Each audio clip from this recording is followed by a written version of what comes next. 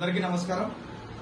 స్థానిక దేవస్థాన ఉద్యోగుల బదిలీ విషయంలో స్థానిక ఎమ్మెల్యే గారు అసెంబ్లీలో మాట్లాడిన మాటల విషయంపైన మొన్న బీజేపీ ఆధ్వర్యంలో నిరసన ర్యాలీ నిర్వహించి ధర్నా చేయడం జరిగింది.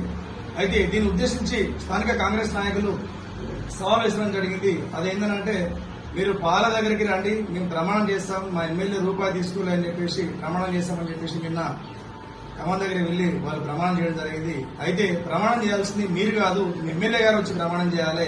ఎందుకంటే ఆరోపణలు ఉన్నాయి తనపైన, కాబట్టి తను నిరూపించుకోవాలి తప్పితే మీరు చేసే ప్రమాణాలు మాత్రం ఏమాత్రం కూడా విలువ ఉండదు.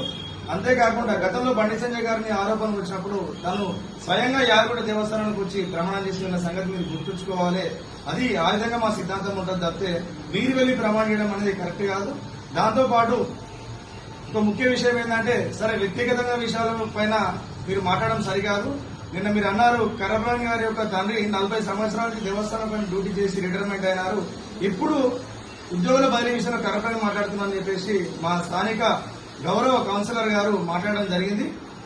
అయితే అమ్మ మీకు చెప్పేది ఒకటి ఏంటంటే, మా నాన్నగారు ఒక 4th class employee, sweeper, endowment act చదవండి మీరు ఒకసారి. 4th క్లాస్ వాళ్ళకన్నది ట్రాన్స్ఫర్లు అనేవి ఉండవు.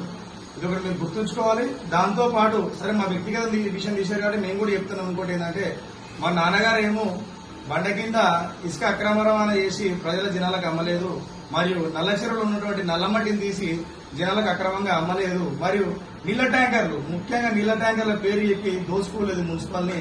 దాంతో పాటు మున్సిపల్ ఉన్నటువంటి ఫంక్షన్ హాల్ మీ బినామీ ద్వారా 10,000 రూపాయలకు లీజు తీసుకొని దాని సబ్ లీజుకు నెలకు 1,20,000 వసూలు చేసి ఈరోజు మున్సిపల్ని ముంచలేదు. కాబట్టి మీరు గుర్తు పెట్టుకుని మాట్లాడితే బాగుంటుందని మా యొక్క ఉద్దేశం.